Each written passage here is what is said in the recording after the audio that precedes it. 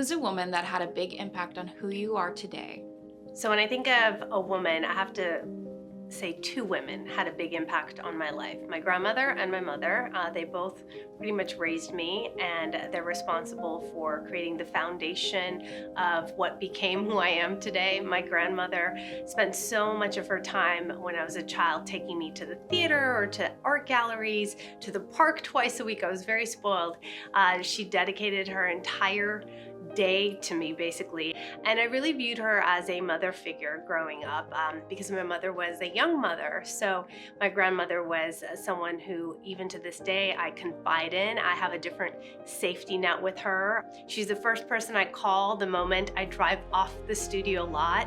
She's just a really good companion and a friend.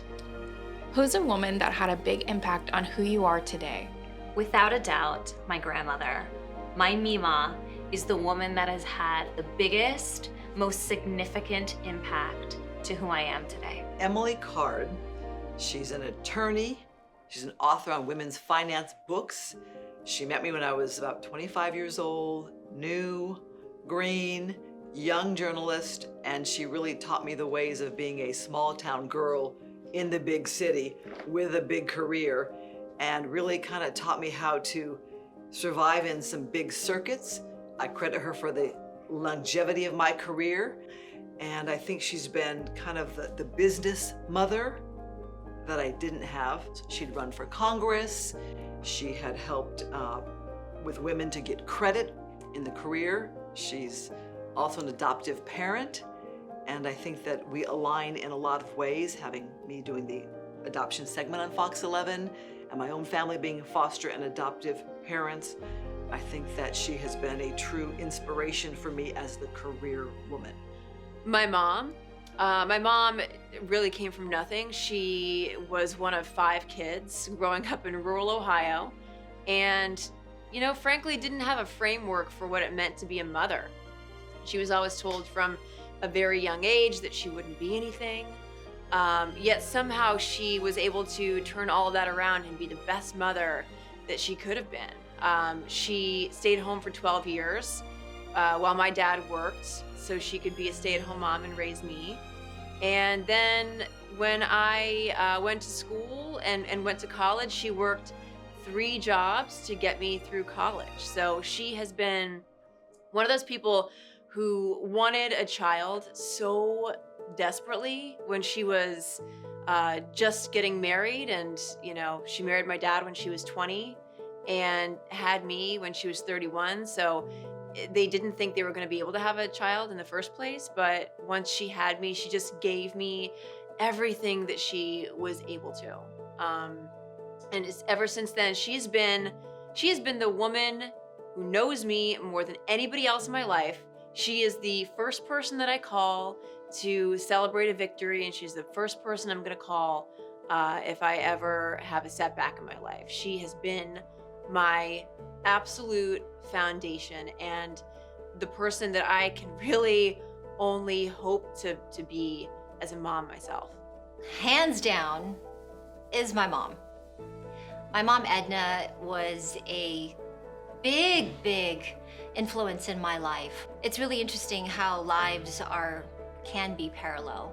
My mom was a widow as a very young mom, and I was a widow a little bit older than she was. And it's just so interesting to me that what I went through and continue to go through is what she went through. And I really have such a greater appreciation for what she must have been going through at the time. But what I did know as a child is that my mom never let my brother and I feel like we were in fear of anything. She was always there for us, and she made her way in the world on her own. And that was so inspiring to me, having to move thousands of miles to start a new life with me and my brother. My mom had to work so hard to support us. She worked a job in the morning, a job in the afternoon and evening, and still, she never made us feel like we were alone. And we knew she was working hard for me and my brother, for both of us, for our whole family. And to this day, I will never forget what my mother did for us and how much she inspired me instilled in me that ethic of working hard and accomplishing your goals. The woman that has inspired me since day one is my mom. I am who I am because of her. She's been my champion as a mother figure, but then also as a best friend. We have a really unique relationship. She was a single mom who had the cards stacked against her. She didn't have the resources, and she did everything she could to provide for me and my brother. And I saw, as a young girl, I watched her work incredible hours, have to sacrifice so much for us. I watched her balance a checkbook to the penny weekly. And I used to think, as a young girl, I used to think, she shouldn't have to do that. We shouldn't have to live like this.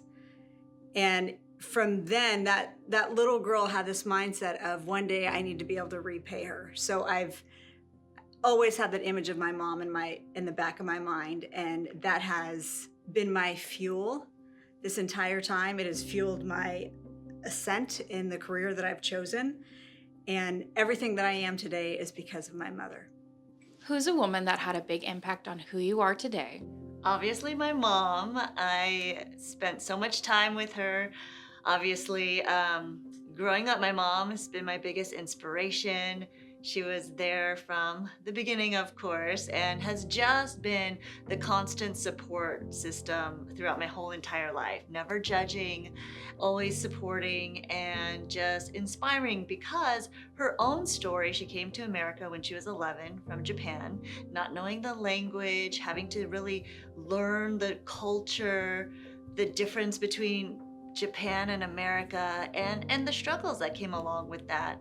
And then just being able to project such grace in life and to really adopt America as her new home and figure out a way to just pursue her dreams. And she made that all happen.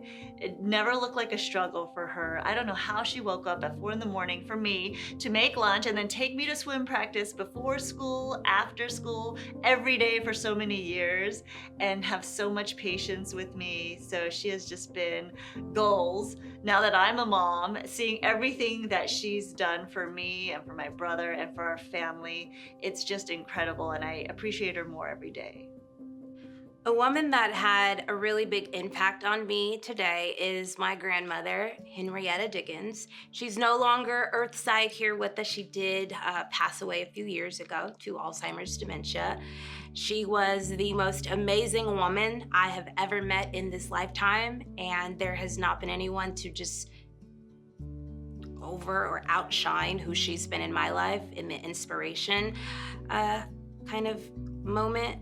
I would say that her story's crazy. So she would always tell me the most amazing things, and extremely animated. And so my grandmother, she had her first kid when she was 13 years old, like wild. And she lived in Mississippi. And, I think later on down the line, she had like 3 more kids, my aunts and my uncles.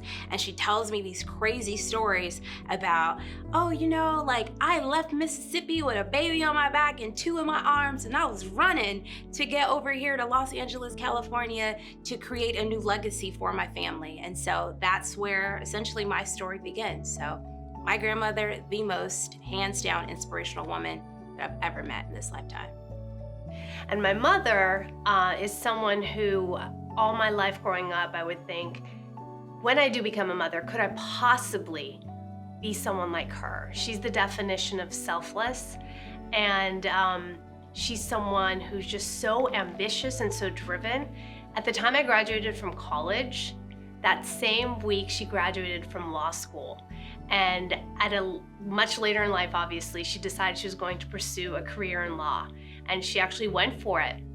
And she went to school with students who were my age, and that didn't bother her at all. This was something that she found passion in. So women that are part of my life every day, women who are helping me now raise my own daughters, those are the women that I look up to, and those are the people who inspire me every day.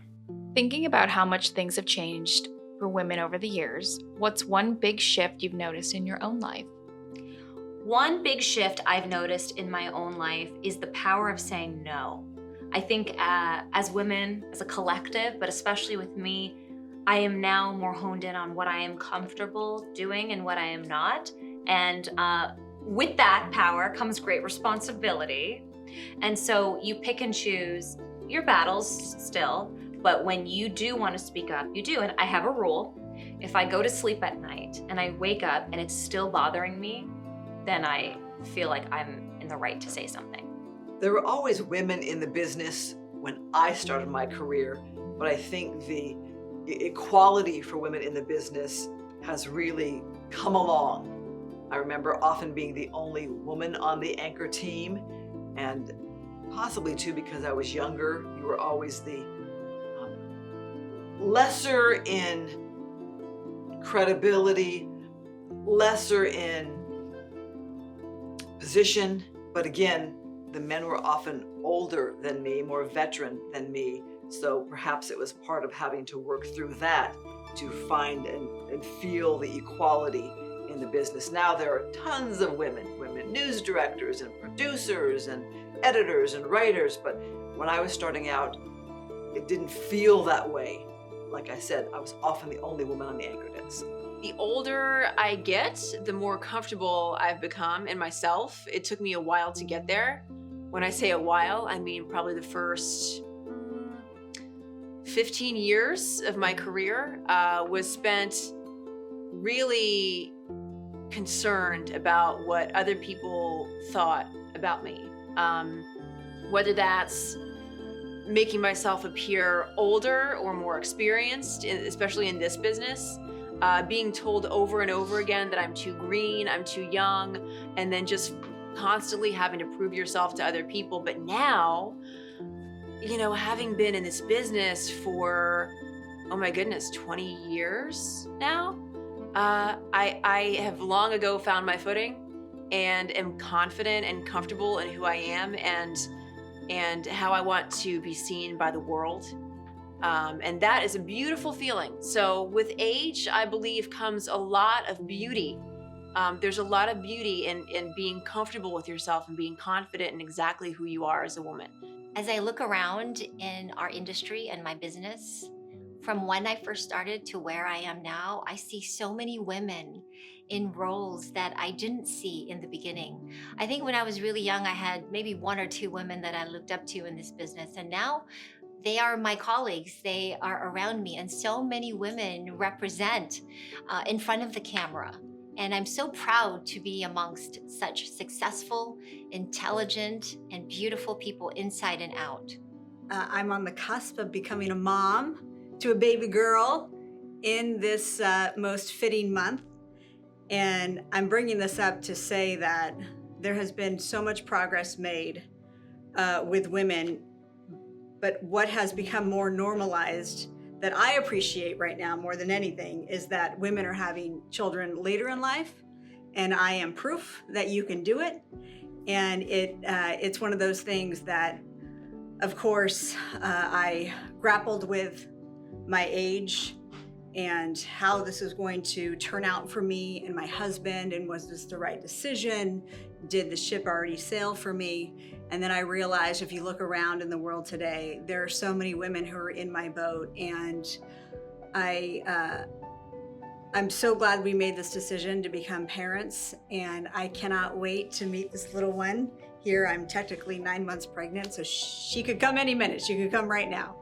And I'm just so grateful that society has been more, has embraced this idea of motherhood at an older age. And I hope that my story and sharing it with others and our viewers has inspired others to do the same. One big shift, I feel like women have really been able to have a voice. Not that that voice is being listened to or heard, but I feel more and more women are able to speak up, to have a voice for themselves, and to really say what's on their minds, how they're feeling, and what we're going through. So that's something I've really seen change over the years. And I hope that for my daughter, that becomes even more prominent, and that her voice is actually heard and listened to, and things change. So right now, I think we're in the process, in the place where, yes, we can speak out, we can say what we want, we do have a voice, but what gets done there, I think that's where we still have a roadblock. Every year or every few years, there's a level up, you know? I remember being so young and, you know, because of everything, you know, going on in the world, being afraid to be an adult.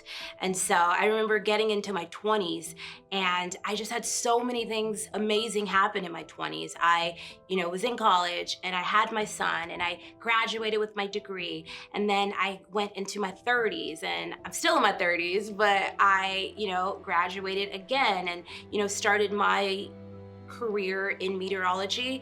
And so I've just achieved so much every step of the way. And so as things shifted, so have I. And so I just think like the older that I've gotten, just you've been able to just unlock different levels of what it means to be a woman, and a successful one at that. We've come a long way when it comes to gender equality, but what's something you think still doesn't get talked about enough? I think something that still doesn't get talked enough about is, this is such a, oh my gosh, I have so much to say on this, but we still ask women, how do you juggle it all? And we don't ask men that as much. And I still feel like women are judged way more harshly on our looks to this day.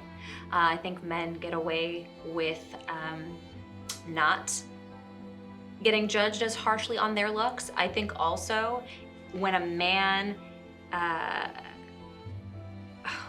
I have so much to say on this. This is like the one that I have the most to say on. I still think we need to fight for our equal place and agency in a lot of ways. And I also think when a man speaks up for himself, that's a boss. That's a power player. When a woman speaks up for herself, she's difficult. She's complaining. So I think we need to change how we describe when people speak up based on their gender. I think that we need to talk with each generation as they're coming along about strength as women, strength in the workforce, the pros and cons of career and family, and when you want to have family. And I think that as women, we get so excited about our careers and we get so busy with our careers that the thought of marriage and family or even kids can often be put on the back burner because we are living our young youth. And I have to remind women in the business too that unfortunately there is a window when it comes to your fertility.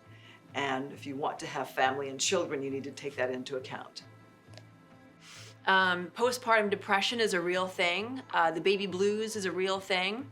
The way your identity changes, quite frankly, in an instant. You go from being pre-you to post-baby you. And it's not so much a drop off in identity, it's that you struggle to regain that previous identity that you once had. It's still there, it's still in you. But it's just not what it was before. It's really hard to access that. And I think when it comes to sexual wellness, after you have kids, the partner dynamic, the professional identity, your priorities after you have a kid, I think that all of these things are not talked about enough. I find myself all the time going to podcasts or buying books and trying to figure it out, kind of piecemeal figure it out on my own. And that is not even touching the lack of financial support that moms get after they have kids. We are one of the only developed nations in the world that doesn't have sufficient postpartum financial care and support for moms out there. And I think that's dismal. I think we really have to work on that in a big, big way. There's still a lot of work to be done in terms of higher positions. In terms of women in executive positions, I still see a lack of that. The positions where decisions are made for everyone, for a lot of people, I still don't see very many women in those roles. When I look at the statistics on how many female executives there are or how many women represent in the boardroom, it's still so few. It's something like 6% of women, or 6% of CEOs are women, and that's it. When I look at Washington, when I look at our leaders in our country, there's been a lot of advancement. There's a lot of women now in these roles, but it still is such a small representative of the greater, the whole. And so I really want to see a change in that. And I hope in my lifetime, I will see a female president in that position. It's pretty remarkable when you think that in 1972, women were granted the right to run a marathon. 1972. 1974 is when women gained access to being able to be a credit card holder. 1974. So with that said, we've come such an incredible way in just a short amount of time. At the same time, what needs to be talked about, because it still exists to this day in 2025, is the pay gap, the gender inequality pay gap. Women make 85% of what men make on average. That should be talked about all the time. I still think that there is a big perception of man versus women, and men are perceived in a different light than women, and women usually get the more negative light. I still see that quite a bit in daily life, and not just in the broadcast industry, but in industries across the board. So I think that needs to be talked about more. I think when it comes to gender equality, more of the load when you have a family is obviously on the mother. I think that women aren't considered enough in terms of when you do have a family, all the issues that go along with that, with childcare, with maternal health, maternity leave, all of those types of things that fall on to a woman specifically. I think we need to make more advances. I think other countries do have more sensitivity when it comes to maternity leave and childcare, and women should not be punished in the workplace for having to straddle a family and their professional dreams. So I think in terms of progress, we need to make more progress in that arena, and also just as a society to really show that there should be more understanding placed on women, working moms, and families, and how to balance everything that we have to go through. I would put emphasis on my field in particular. I work in meteorology, and it is a male-dominated field. And so there have been amazing women, in this field, and they've made amazing, just strides and just done amazing things, for, our community. And so I would like to see us talk more about that, getting more women in STEM involved careers and broadcast meteorology to be exact. So for sure that one. If you could sit down for dinner with any woman, past or present, who would it be and what would you ask her? I have interviewed Rita Moreno multiple times, but I would love to sit down with her. I have had the blessed opportunity to tell her how much she means to me as a fellow Boricua, and I would love to find out what it was like in Hollywood decades ago. She has lived it, she has told that story, but I still know there's a lot behind the scenes, and I would just love to break bread with her and have her share all of those stories. This is a personal one. I would sit down with a Brazilian actress, Leia Garcia. She passed away a year ago. She's my father's cousin, but he calls her sister. She was the only girl amongst the boys in the family. She was a veteran actress. She passed away the week that I found my biological family in Brazil. She was part of the Black theater in Brazil, among those who were trying to end blackface and be the face of Black actors and actresses. And her husband would go on to be this amazing civil rights leader for Brazil. went into exile, came back, became a senator. I would love to talk to her about the journey of racial inequality and her effort to uplift Black people in Brazil. I would love to talk to her about her career, but more importantly, I'd like to get to know more about my biological family, my biological father, through her eyes. I am fascinated by two people. Hedy Lamarr is somebody I'm very fascinated by because I've read up on her, and she was this beauty during the golden age of Hollywood, but also she was a genius. She is known as the godmother of Wi-Fi and Bluetooth technology. She developed her own communication system during World War II. And I have to think about all the times that she was probably underestimated based on what she did for a living and based on her looks alone. So I think about, what life would have been like for her a lot.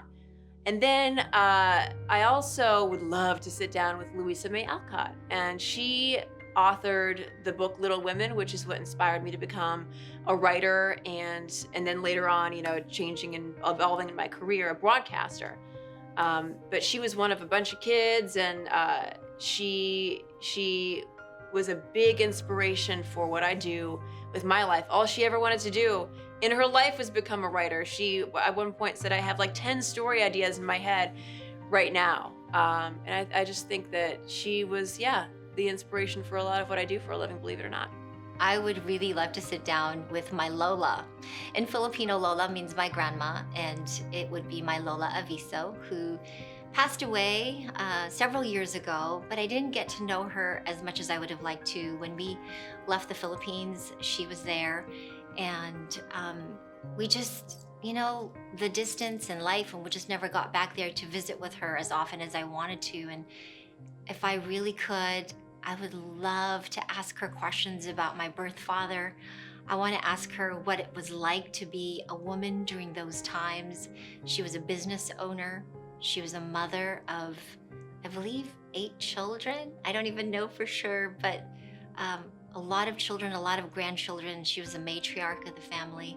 And she just always had this very easygoing spirit about her. And I remember her with these cute dimples on her face, and she was just a beautiful woman. And I just want to know how she grew up and what she thought of me when I was a little girl. I'd love to have a meal and some pancit and some lumpia with my Lola. If I could sit down with any woman, past or present, I would choose Eleanor Roosevelt. She continues to be the longest serving First Lady. Her husband served 4 terms, and what was significant about her, this is in the 30s and the 40s, is that she had the courage to not sit back, but to lead. I mean, she crisscrossed the country forwarding her husband's agenda. She produced a radio show and a newspaper column. This is in the 30s and the 40s, and she really showed that the role of a First Lady can be one of activism, can be one of strength. And I think that changed the role. And I'd like to ask her, where does that courage come from? How does one get that courage to do what no one else has done before? I mean, when you talk about women in history, you have obviously Rosa Parks and even current civil rights leaders like Helen Zia, who has made strides in the Asian American community as being an advocate for our community. Of course, Oprah would be so interesting with all the people that she's met and interviewed over the course of so many years. But I think I would go back just for fun and have dinner with Edith Piaf. She is a French singer that was popular in the late 40s. You might know the song La Vie en Rose, and she has just a remarkable life story.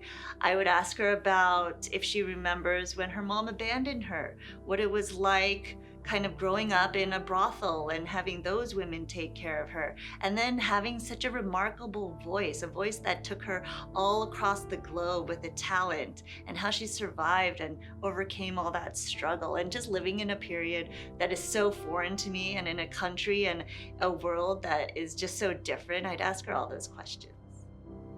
I would sit down with June Bacon Bursey. She was not only the first Black female meteorologist, but she was also the first female to ever broadcast meteorology on live TV. She graduated from UCLA, the first in that field also as a woman, and she later on went to work at not only NOAA, the National Weather Service, but also broadcasting live weather in New York City. And so I've had the opportunity to interview her daughter. June has since, passed away. And so I just would pick her brain. I would pick her brain about, some of the things that she had to overcome, things to do to make things easier for me or for the next generation of women that are gonna come after me, and the message that I should, start thinking about to share with them to pass it down.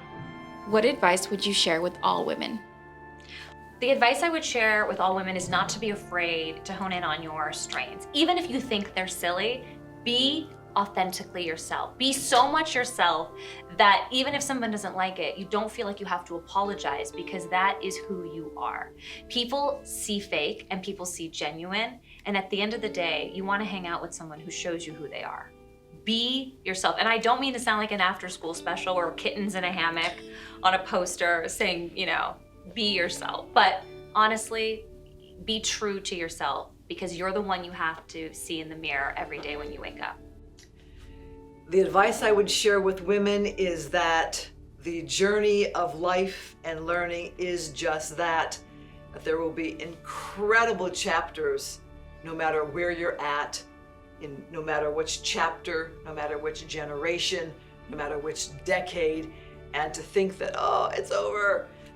No, it's not like that. It means a new chapter is opening. So not to give up on the concept that life is going to be exciting and unexpected and different, and the highs and the lows come with each and every chapter, no matter where you're at, what you're doing.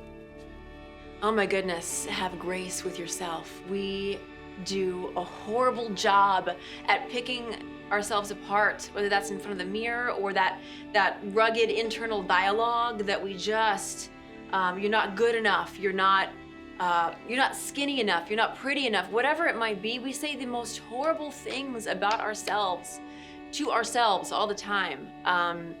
We put such pressure on ourselves and each other. I would say, you're a human being, and think about that little girl who's inside of you and how she would feel if that were your daughter. How would she feel listening to all of that nonsense? I would just say, yeah, we're human beings. We are powerful creatures. We create life. We are underestimated in nearly every single way. We are the glue, oftentimes, for families. And yeah, I think we just need to have patience and grace with ourselves and recognize that we are human. Well, my advice for women is to not take no for an answer. If I would have listened to all the no's that I got when I was younger, when I was first coming into this business and in this industry, I wouldn't be where I am today.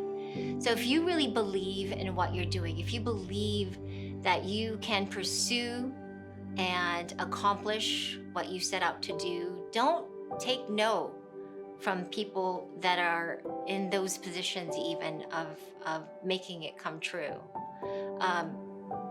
Keep going, break through those glass walls, break through that ceiling. And I'm a firm believer that if you believe in it, it can be done. So don't take no for an answer. The advice that I share with all women is to step out of your comfort zone, and by that I mean to face your fears, to do something that you're afraid of, not just every once in a while, but as much as humanly possible. That's how I've lived my life. This is somebody who was deathly afraid of public speaking, and public speaking as in front of a camera, in front of two people in a room. I couldn't do it. I just wouldn't do it. And I looked at people who chose to have a career in some sort of a spotlight or have to public speak as crazy. And so I didn't take any classes to do what I do today. no public speaking courses. Maybe I should have, but I just decided to just try it. And there's no failure. The only failure is not trying. And look where I am today. And ever since then, I have, if I'm afraid of something, whether that's an assignment, whether that's something extracurricular, whatever it is, that means that I have to do it, because on the other side of fear is a whole different side of you didn't know. And it's empowering. It's an amazing feeling, and you'll inspire yourself, and in turn, you'll inspire others. I think for all women out there, I would say you are enough. I know that's a phrase that we've seen around, but you truly are. Whatever burns inside you, whatever struggles you're going through, whatever dreams you have, whatever failures you've overcome or are experiencing, you are enough. And I hope everyone just takes that to heart, that they don't have to be more. They don't have to be extra. They don't have to be what society may be telling them. They don't have to be all the pressures that they may feel. Being you is enough. And for my daughter, the younger generations, right, of women or girls growing up, I would say keep dreaming big. No dream is too big. And take a chance on yourself. Bet on yourself, listen to your gut, and don't be afraid to fail.